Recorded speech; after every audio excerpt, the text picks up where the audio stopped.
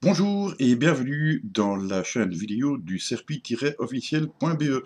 Donc alors le CERPI, je le rappelle très rapidement, c'est le Centre d'études et de recherche sur les phénomènes inexpliqués. Aujourd'hui, il sera question d'une affaire de maison hantée.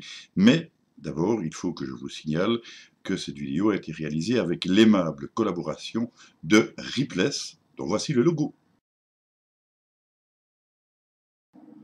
Alors, quelques petites précisions s'imposent tout d'abord. Nous avons donc été confrontés à un cas de prétendue maison hantée, pour le moins époustouflant, faut-il le dire, qui aura été peut-être moins retentissant que l'affaire d'Arquois-Tripon. Là, c'était vraiment le summum. Ici, c'était quand même déjà vraiment très costaud, et il était plus que jamais question que nous appliquions nos méthodes traditionnelles. En quoi consiste-t-elle, celle-ci? Eh bien, dans un premier temps, elle consiste à examiner toutes les possibilités d'explication rationnelle avant de tirer les conclusions qui s'imposent le cas échéant. Pour pouvoir en arriver là, dans le cas d'une maison hantée, il convient également de pouvoir exclure, si c'est possible, le domaine du surnaturel. Et là, on peut se poser la question du pourquoi. Pourquoi exclure à tout prix le domaine du surnaturel? Parce que le surnaturel, c'est en fait l'ensemble des phénomènes qui sont à connotation religieuse, peu importe la confession, qui ne sont donc pas reproductibles en laboratoire et qui ne sont donc pas étudiables de manière scientifique. Autrement dit, ça déborderait de notre cadre, notre champ d'action. De plus, si les choses relevaient du surnaturel, eh bien, le rôle du CERPI s'arrêterait tout simplement là, puisque le CERPI ne procède à aucun exorcisme, il n'y a aucun rituel de désenvoûtement, ce genre de choses. Ça appartiendrait donc au travail d'autres personnes, le CERPI se contentant de faire des recherches, des études et d'apporter éventuellement des explications sur les phénomènes qui sont proposés. Donc ici, vous allez voir une vidéo dans laquelle nous faisons un test, une répétition, c'est une toute petite partie d'une immense vidéo que nous allons vous présenter, et dans laquelle nous discutons ensemble, donc ce n'est pas dans un cadre, dans un protocole particulier, hein, c'est au contraire très convivial, c'est entre nous, si vous voulez, et on discute de cette question de pouvoir exclure le domaine du surnaturel dans le cas que nous étudions. Vous êtes prêts? On y va. Donc, on n'a toujours pas dégagé le surnaturel, et pourtant c'est impératif. Alors, les radiesthésistes et les géobiologues qui sont venus n'ont malheureusement qu'un rôle très limité, parce qu'en fait, ils sont là, comme par exemple les sourciers, pour détecter la présence de sources ou euh, de courants qui passeraient éventuellement en sous-sol, la recherche d'ondes de forme ou de présence tellurique, etc. Et comme je l'ai dit tout à l'heure, il y a également beaucoup de charlatans, donc ce n'est pas vraiment ça qui allait leur permettre d'avoir satisfaction et d'évacuer leur stress. Ils ont fait également appel à un prêtre exorciste psychologisant. L'image réelle de la personne a été remplacée par une silhouette, toujours par souci de confidentialité, bien entendu. Le prêtre en question a procédé à une prière de délivrance et à une bénédiction de la maison. Ça appartient à ses prérogatives normales, c'est ce qu'on attend d'un prêtre normal, je vais dire. Il préconise également d'ignorer les phénomènes, ce qui n'est pas une mauvaise idée. Il prêche donc l'apaisement. Et peut-être, mais je le mets justement au conditionnel, peut-être qu'il commet une bourde grave en disant, en tout cas, vous avez chopé une fameuse saloperie.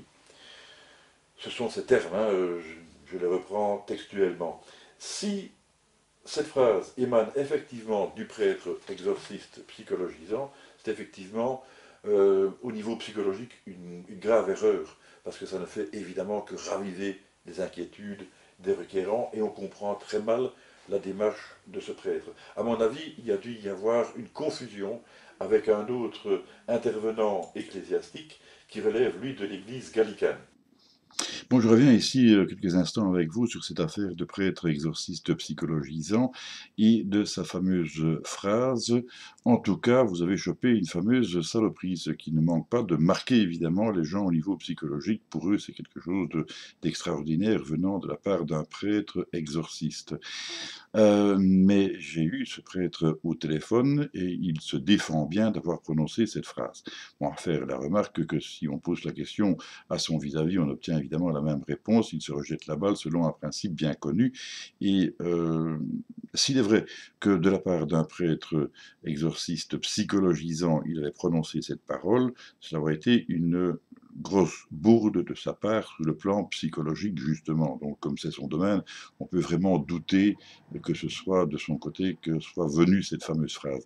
Mais ce qu'il faut surtout retenir, c'est qu'en fait, euh, comment est-ce que nos requérants ont eu recours à, d'un côté, un prêtre exorciste psychologisant de l'Église traditionnelle classique, et de l'autre côté, un évêque gallican? Eh bien, en fait, leur intermédiaire a tout simplement été Internet, alors que la procédure correcte en la matière consiste à s'adresser au diocèse auquel on appartient, et évidemment, de l'Église dont on dépend. En ce qui concerne le gallicanisme, on est déjà dans une église dissidente, c'est évident, mais enfin bon, c'est le même Dieu. Et puis bon, comme on a recours à Internet, on remarque la publicité, on y adhère éventuellement et on se dit, voilà, peut-être que là, ça va aller mieux, quoi que ce soit. Ce qu'il faut surtout retenir en matière, c'est que le prêtre exorciste psychologisant qui est venu sur place s'est contenté d'opérations superficielles, autrement dit, il n'a pas remarqué, je dirais, de raison particulière d'aller plus loin, et donc l'Église n'a pas non plus engagé de manœuvres plus importantes d'ordre démonologique. C'est-à-dire qu'en l'occurrence, ils auraient dû envoyer des personnes compétentes et habilitées pour juger de la possibilité qu'une œuvre diabolique ou démoniaque soit en question. Et donc, ils n'ont pas non plus jugé le domaine démonologique adéquat. Voilà, ça, c'était une précision qui me paraissait assez importante en la matière. Donc il y a, comme par hasard, aussi, comme dans le cas d'Arc-Potripon, un évêque gallican qui est intervenu dans la ville de V, dans le cas de V, et qui a fait tout un tralala. Il s'est montré, je veux dire, très démonstratif. Il avait des adjurations très marquantes, très criantes. Il a jeté du sel, de l'eau bénite un peu partout. Enfin bon, vous imaginez la situation. Mais il faut savoir aussi que je n'ai rien contre l'église gallicane qui a ses vertus. Par exemple, bon, pour situer un petit peu, l'église gallicane se départit complètement de l'autorité du pape. Euh, un prêtre gallican est un peu comme un pasteur, c'est-à-dire qu'il peut se marier, contrairement à l'église traditionnelle où là il y a le célibat des prêtres. Ils peuvent également avoir une profession accessoire, donc on peut trouver un prêtre ou un évêque gallican qui serait aussi garagiste par exemple, ou pharmacien, que sais-je, peu importe.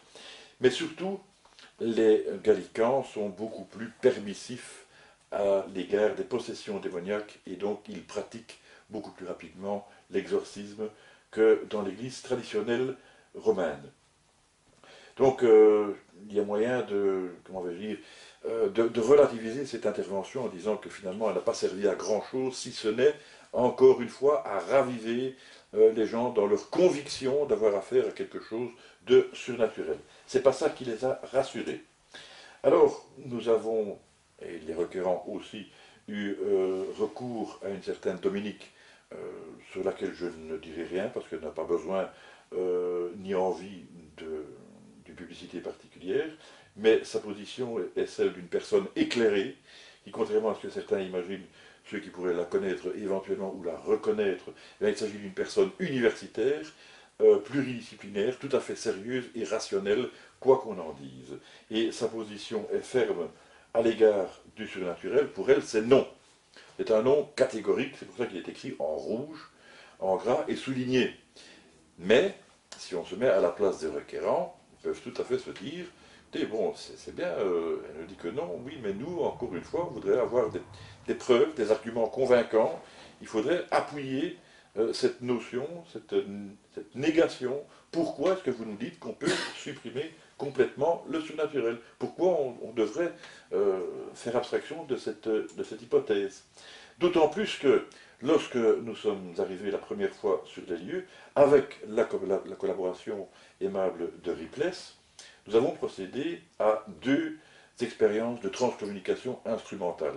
Alors là, ça a été vraiment quelque chose de marquant. Et avec le recul, je me dis que peut-être qu'on aurait mieux fait de ne pas y procéder, parce que quelque part aussi, ça a ravivé le caractère émotionnel de ces gens. Il faut dire que ces communications, ces transcommunications instrumentales qu'on a obtenues étaient plutôt probantes, parce qu'on a obtenu des réponses à nos questions, émanant apparemment toujours du même élocuteur, et ça entrait parfaitement dans le contexte des requérants. C'est-à-dire qu'on avait vraiment l'impression qu'il y avait une communication qui s'était établie, et que cette communication était réelle, elle était cohérente, ça ressemblait à quelque chose.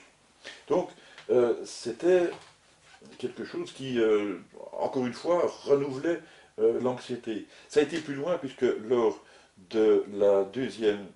Il y a une question peut-être. Oui, effectivement. Maintenant, c'est pas une question, c'est plus un ajout de ma part. Oui. Tu dis que on n'aurait peut-être pas dû le faire pour raviver la flamme, mais maintenant, c'est comme si tu dis à un maçon de construire une maison sans faire des fondations. Tu comprends ce que je veux dire? Oui, oui. Donc oui. ça veut dire que la maison sera peut-être stable ou peut-être instable. On ne le sait pas, on le saura par la suite. Oui. Donc si on ne fait pas certains essais, on ne peut pas dire qu'il y a quelque chose ou qu'il n'y a rien. Tu comprends ce que je veux dire? Pas exactement, si tu peux préciser un petit peu le fond de ta pensée. Donc je disais, si tu ne fais pas certains essais, Oui. tu ne peux pas dire que plus tard il y aura quelque chose, s'il y aura un poltergeist ou s'il n'y en aura pas, ou s'il y a quelqu'un qui essaie de communiquer avec nous ou qui n'essaie pas de communiquer avec nous. Donc si on ne fait pas certains essais, on ne peut pas aboutir à quelque chose en disant, certes il y a ça, mais on n'en est pas sûr. Donc je n'ai pas dit que cette expérience de transcommunication instrumentale était inutile. Elle a été marquante, vous avez tout à fait bien fait de la faire. D'ailleurs, au départ, on ne pouvait pas savoir quelle était la personnalité de ces gens, leur degré de sensibilité. Donc là, on ne savait pas très bien comment ils allaient réagir. On agissait un petit peu, je veux dire, par tâtonnement. On a peut-être été un petit peu trop vite, mais ce qui a surtout exaspéré leur conviction par rapport au surnaturel, c'était lors de la deuxième séance, où là, si vous vous rappelez bien, est apparu dans la communication des références à propos des fameuses 4 lettres. Ça les a marqués, hein, parce qu'on a envoyé un autre enquêteur par la suite et ils leur en ont parlé de cette affaire. Les 4 lettres représentaient 2 démons, c'était Mimi, Zozo, et il y a le fameux Crapoulet. Mais justement, je vais en venir à l'explication sur ce que tu disais, parce que indirectement, ça a quand même été utile, d'une certaine manière, quand même, malgré tout, pour dégager le surnaturel, en dépit de la transcommunication instrumentale. Parce que, qu'on le veuille ou non, cette fameuse transcommunication instrumentale, elle présente des avantages, elle présente des inconvénients. Elle se prête notamment aux mauvaises interprétations au sens psychologique. C'est-à-dire qu'on entend aussi ce que l'on veut entendre. Et dans le cas de ces personnes qui étaient prêtes à penser à possession démoniaque, etc., ce qu'elles voulaient entendre, elles l'entendaient, elles le trouvaient elles-mêmes dans la conversation, par un procédé simplement psychologique. Il y avait un mot qui revenait, souvent, je ne vais pas insister, c'est den. Vous en êtes témoin, vous vous en souvenez très bien. Si on fait une petite recherche sur Internet, on se rend compte qu'il y a près de 3000 mots qui commencent par den, et 318 par dem. Donc, pour obtenir la probabilité d'obtenir un défaut d'interprétation à ce niveau-là, il faut multiplier 318 par 3000. Et on voit les possibilités, donc rien qu'à ce niveau-là, de confusion qui ont pu se produire. Bien sûr. Il peut s'agir aussi tout simplement de coïncidences, et il y a aussi eu des contradictions, parce que rappelez-vous, puisque vous y étiez présent, à un certain moment on posait la question « à combien êtes-vous » mais on a eu des réponses qui variaient entre 1 et 20. Or, dans la conversation courante, si vous avez un reporter, si vous captez des interférences, dans n'importe quelle conversation courante, vous allez obtenir des chiffres qui vont être évidemment très différents. Un Si vous avez exemple. un reporter sportif, des chiffres, vous allez en avoir. Un exemple, suffit que pendant le balayage progressif qui s'est passé donc avec Tout à fait. le matériel qu'on a ici, hein, donc pendant le balayage de ces fréquences, suffit qu'on est tombé sur un millième de seconde, ou enfin c'est une façon de parler, hein, Oui. on tombe sur une station radio locale qui dit bravo, vous avez gagné 2 places pour aller au concert. Suffit qu'au moment que notre Voilà. station est passé Exactement. sur cette fréquence-là, est tombé sur le 2 de la phrase, qui fait que combien d'esprits y a-t-il dans cette maison? 2. Voilà. On est tombé au moment qui disait le 2 sur la station locale. Tout Voilà. simplement. Donc ça peut être une coïncidence.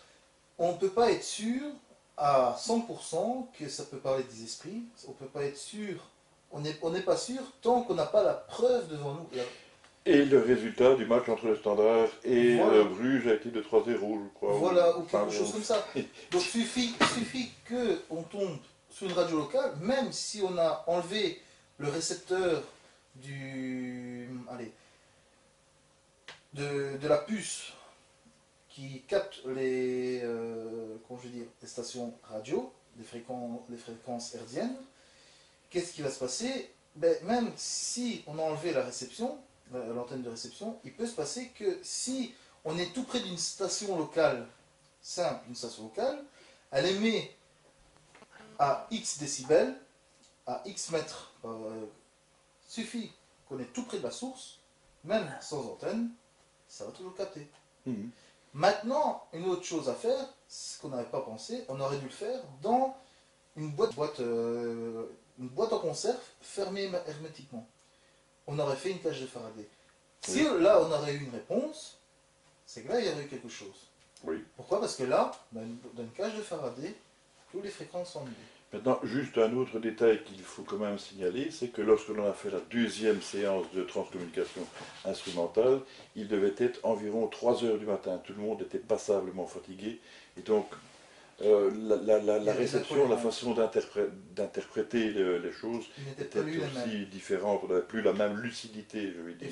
Alors, il faut savoir, pour revenir un petit peu sur le sujet, qu'on a fait quelques recherches à propos de ces fameux Mimi, Zozo et Crapoulet, et il se présente un anachronisme, c'est-à-dire que bon, par rapport à la construction de la maison, c'est pas possible, puisque ça datait du 19e siècle et pas du 18e siècle. Mais moi j'ai un autre argument au sujet de cette DCI, c'est qu'on a utilisé effectivement, grâce à l'équipe de Ripless, je le rappelle encore une fois, donc le balayage de fréquences, c'est pratique. Et en même temps, bon, c'est assez impressionnant parce que bon, on a toutes ces séquences, il y a les infrarouges, il y a le matériel et tout ça pour les gens, c'était... C'est vrai que ça fait beaucoup. Ça faisait beaucoup. Ça fait beaucoup et on se plonge dans une ambiance du style de l'autre côté du miroir. Oui, oui, donc c'était marquant sur le plan psychologique pour ces personnes. Oui. Et elles n'ont peut-être pas vraiment enregistré parce que c'est vous qui focalisiez à ce moment-là l'essentiel de l'expérience. Il n'y a pas que, parce que tu peux, désolé que je te coupe maintenant, rappelle-toi, la première partie qu'on a faite avec eux, après on s'est remis à table, on a mangé, je ne sais plus, des bonbons ou que sais-je, je ne sais plus. Des frites une fois. Oui, aussi, mais la première partie qu'on avait faite en bas avant qu'on commence le haut, rappelle-toi que quand on avait fini le bas, j'étais quand même épuisé. Oui, oui. J'étais quand même épuisé. Maëlys aussi avait un petit coup d'épuisement, mais c'est pas que ça marque que les personnes qui sont touchées, mais ça marque aussi les personnes qui sont là, parce qu'ils doivent enregistrer l'histoire qui s'est passée dans le lieu, ils doivent déterminer ce qui se passe maintenant, donc ça fait beaucoup d'informations en même temps que l'équipe reçoit en une seule fois, quoi.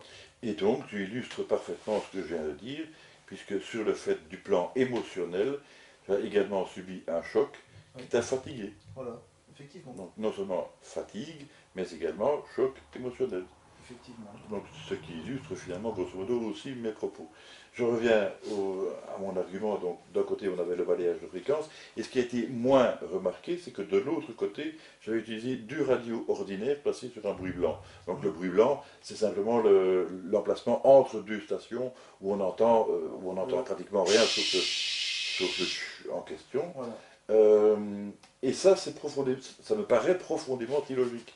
Parce que si quelqu'un veut établir une communication clairement avec quelqu'un, si on joue carte sur table, si on veut s'exprimer correctement, qu'est-ce qui est le plus logique? Utiliser le balayage de fréquence en cherchant à tomber juste au bon moment pour pouvoir faire une communication, alors que de l'autre côté, on dispose de 2 stations stables, dont un récepteur mondial. La solution de facilité veut qu'on utilise les stations stables, qui représentent toute la facilité voulue, la communication directe. Or, de ce côté-là, il n'y avait strictement rien. Je suis désolé, mais bon, ça me paraît un argument absolument logique, assez objectif. Bon, c'est pas dans le simple but de vouloir critiquer la TCI, hein, Bien sûr, c'est pas ça bien le but. sûr, Hein. mais bon, maintenant, ça peut être aussi un autre fait. Maintenant, tu mets 2 stations différentes, mais si on parle d'un esprit ou d'une masse, ou comme les gens peuvent comme certaines personnes peuvent l'interpréter, si maintenant, par exemple, on tombe, l'esprit essaie de parler, mais il n'arrive à parler que sur une certaine fréquence. D'accord? Oui. Tu as bon régler ton récepteur sur n'importe quelle fréquence, tu ne les recevras jamais. Tandis qu'avec l'autre appareil qu'on a ici, qui balaye toutes les fréquences, on pourrait effectivement l'avoir. Tu comprends? Oui. Mais différencier la seule voix qui parle sur la seule onde là, sans savoir laquelle, à côté d'autres émetteurs radio qui émettent en même temps. Donc c'est un mélange de toutes fréquences. Donc si maintenant, comme je disais tout à l'heure, on la mettait dans une cage de Faraday, une seule pourrait passer, c'est celle de l'esprit ou du psychoplasme, ou tu vois ce que je veux dire? Tout à fait. Donc il y a toujours une possibilité d'erreur de l'humain. Il y a évidemment moyen donc de lancer tout un débat sur la TCI, et ce n'est pas l'objet de la Non, bien conférence sûr, ici présente. mais autant mettre les points sur les i tout de suite. Puisqu'on en parle, j'aimerais bien déjà qu'on réponde à une première question. Si on considère qu'on a affaire à une communication avec un esprit, cet esprit étant fondamentalement immatériel, Oui. comment, par quel procédé agit-il pour utiliser une radio quelconque, pour s'exprimer, alors que, étant immatériel, il ne dispose plus ni de pharynx, ni de larynx, ni de langue, ni même de bouche, ni même de poumon? Comment peut-il s'exprimer? Ça, c'est juste une question. Je reviens sur l'objectivité de la question, sur le caractère logique. Hein. Bon, encore une fois, je disais, on peut se lancer dans tout un débat, et on va essayer de revenir un petit peu sur le sujet. Ici, si tu permets, moi, une autre question. Non, je te Parce laisse la parole. que de toute façon, cette séance de TCI va être balayée par le reste des arguments qui vont venir. Et donc, je poursuis. À un certain moment, probablement en liaison avec l'intervention de l'évêque Gallican, il y a également eu une crainte de la part de certains membres de cette famille à propos des succubes et des incubes, qui sont essentiellement donc des démons, mais des démons portés sur le sexe. L'incube étant le démon masculin, le succube étant le démon féminin. Ces démons sont supposés donc être des démons primaires, c'est-à-dire qu'ils n'ont donc jamais eu d'existence terrestre, ni d'enveloppe corporelle, qui existe donc depuis la nuit des temps, et qui sont jaloux justement de l'enveloppe corporelle des vivants, au point de vouloir s'accoupler avec ceux-ci, peut-être dans l'esprit d'une procréation, d'une prolongation de leur espèce. Ça me paraît un peu tarabiscoté comme possibilité, mais soit, on est dans la démonologie. Alors, si on veut parler démonologie, si on veut parler succube ou incube, il faut se poser les bonnes questions. Les bonnes questions, ce serait par exemple, y a-t-il eu des sensations de viol? Franchement, si l'une des personnes présentes là-bas, dans la ville de V, avait ressenti un viol, il nous en aurait fait part, et ce n'est pas le cas. Ouais. Est-ce qu'il y a eu des sensations de sodomie? Pas davantage. Est-ce qu'il y a eu des traces de sperme dans le lit? Alors ça vous paraît aberrant, mais il y a des témoignages dans lesquels on relève des cas où les gens racontent avoir retrouvé des traces de sperme dans leur lit, alors qu'ils n'ont pas de compagnon, et que donc c'est impossible, et pourtant le sperme se trouve là. Moi je dis que si on avait eu des traces de sperme dans le lit, ça aurait été particulièrement intéressant, parce que alors, pour une première fois, ça aurait été une grande première, on aurait eu une empreinte génétique de la part d'un démon. inutile de vous dire que ce n'est pas le cas. Ça pourrait être, autre question, y a-t-il eu des déchirures vaginales ou anales? On ne nous en a pas fait part non plus. Évidemment, c'est un sujet délicat qui ne s'expose pas si facilement, mais apparemment non. Il peut s'agir d'un cas de paralysie du sommeil. On peut développer, mais normalement, on connaît. C'est-à-dire, en fait, on se trouve soit en état hypnagogique ou hypnopompique, autrement dit, au moment où on n'est pas encore totalement endormi, mais presque, ou bien au moment où on est occupé de se réveiller, mais on est encore un petit peu endormi. À ce moment-là, peuvent se produire des phénomènes de paralysie du sommeil qui donnent lieu, parfois, pas toujours, à des hallucinations avec une importante sensation de réalité. C'est-à-dire que les gens ont vraiment l'impression de voir que quelqu'un est entré dans leur chambre, Oui, que bien quelque sûr. chose se passe, voire qu'ils entrent eux-mêmes en lévitation, or que c'est Sans oublier qu'ils sont paralysés en même temps. qu'ils sont paralysés en même temps, sauf heureusement au niveau de la cage thoracique, parce que sinon, ils ne seraient plus là pour Pour pour le le raconter. raconter. Donc, toutes sortes de parasomnies, y compris le somnambulisme. Et faut ajouter quand même ici que si on veut parler d'incubes et de succubes, ce ne sont pas des enfants de cœur, ce sont des démons. Ils ne sont pas là uniquement pour avoir des relations sexuelles avec les vivants, ils sont là pour détruire. C'est la raison pour laquelle je posais la question, y avait-il eu déchirure vaginale ou anale, ce qui n'est forcément pas le cas, parce que sinon il y aurait eu hospitalisation, ça aurait été beaucoup plus loin. Il faut savoir aussi que les incubes, surtout, sont nantis d'un sexe démesurément grand. Je veux dire, donc ce ne sont pas des relations sexuelles normales. Il y aurait à ce moment-là eu un profond traumatisme, sans mauvais jeu de mots, et donc manifestement ce n'était pas le cas. Bon, alors voilà, je reviens ici juste pour faire une toute petite précision. Dans ce cas qui s'est quand même étalé sur plusieurs mois, voire on va dire une petite année en comptant large, puisqu'on parle d'un cube qui est donc par excellence, si vous voulez, le- l'archétype même de l'obsédé sexuel, eh bien, il n'aurait évidemment, dans un certain esprit de logique, il n'aurait pas attendu tout ce temps-là pour passer à l'acte. Simplement une question de logique. Voilà. Mais on va voir d'autres cas quand même, puisqu'on parle de démons et de possession, on va poser la question à ce sujet. Est-ce que, dans le cas de V, on peut dire qu'il peut y avoir un cas de possession démoniaque? Allez, je reviens encore pour une rapide digression, simplement pour dire que dans ce qui va suivre, vous allez remarquer quelques petites perturbations que nous avons subies au cours de cette vidéo. Elles seront plutôt de l'ordre du comique et non pas du démonologique. Mais bon, vous allez voir, chacun rencontre parfois des petits problèmes au cours de ses enquêtes. Il y en a dont les batteries se déchargent de manière très bizarre, par exemple, ou bien qui subissent des malaises. Bon, bah ici, ça va être des autres trucs. On en a supprimé déjà pas mal pour quand même assurer une fluidité à cette vidéo. Mais bon, donc attendez-vous à quelques petites bizarreries dans ce qui va suivre prochainement. Allez, à tout de suite. Vous allez me dire aussi, vous avez vu l'image de Linda Blair dans le film de l'Exorciste, parce que je me base en fait sur le film de l'Exorcisme, qui au départ est un livre, celui de William Peter Blatty, que j'ai lu il y a de nombreuses années, et qui est très bien écrit, très bien documenté, à un point tel que justement il a donné naissance au film culte de l'Exorciste. Il est très bien expliqué, notamment au niveau des signes idiopathiques. Qu'est-ce que c'est que les signes idiopathiques? C'est un terme qui est surtout utilisé dans le domaine médical pour dire, voilà, ça c'est un signe qui est caractéristique de telle ou telle maladie. Mais dans le cadre présent, ce n'est pas de maladie dont on parle plutôt donc de signes caractéristiques d'une possession démoniaque. Et là, on va se baser justement sur les critères canons officiels de l'Église traditionnelle, et non pas gallicane, donc autrement beaucoup plus sévères que dans le premier cas. Alors, un premier de ces signes idiopathiques, c'est ce qu'on appelle la glossolalie ou crénolalie. C'est quoi? C'est le fait de pouvoir s'exprimer dans une langue étrangère, peu importe laquelle, mais généralement il s'agit de langues mortes, comme le latin, le grec ancien, l'hébreu, l'araméen, l'assyrien, le sumérien, etc.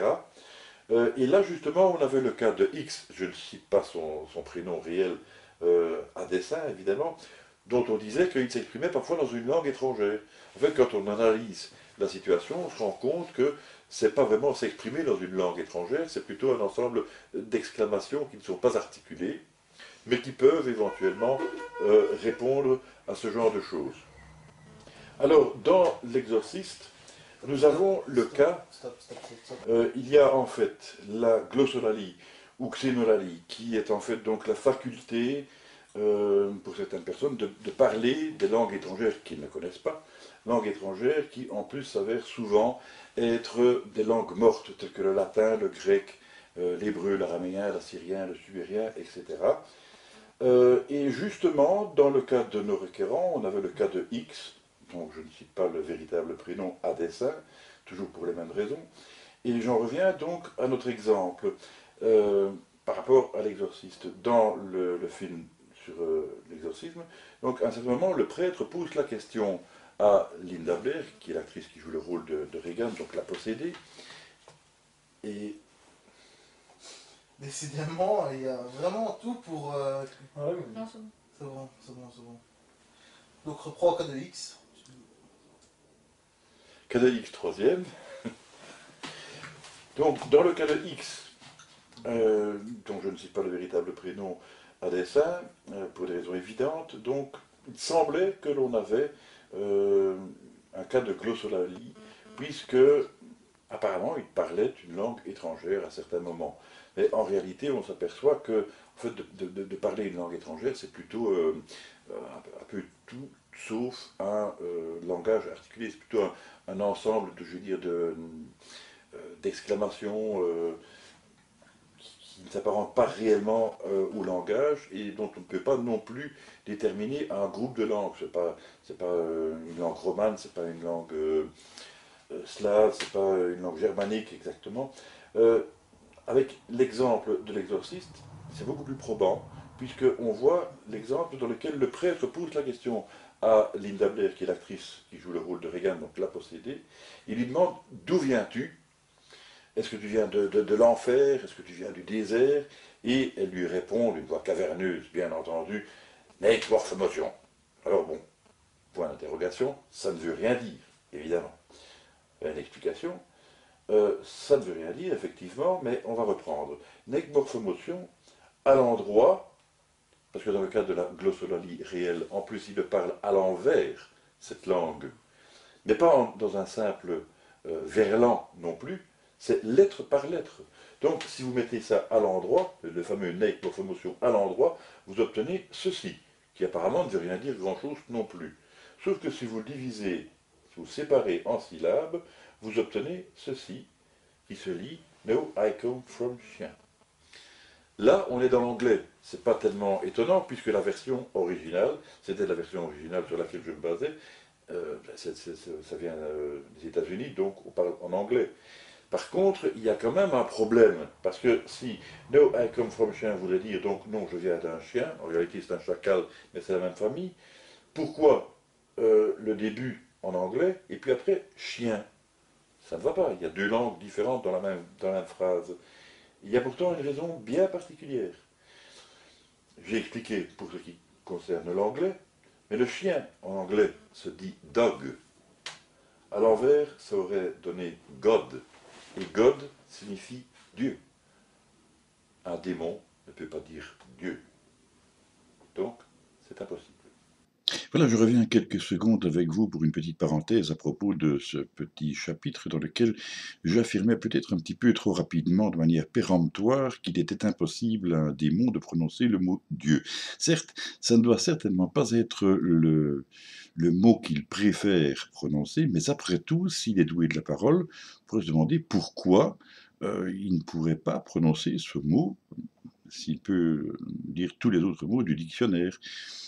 Apparemment, on n'en verrait pas vraiment la raison, sauf que, bien entendu, prononcer le mot Dieu, par sa signification propre, signifierait immédiatement évoquer son supérieur. Ça ne va pas lui plaire. Mais encore une fois, c'est pas parce que ça ne lui plaît pas qu'il ne peut pas le dire.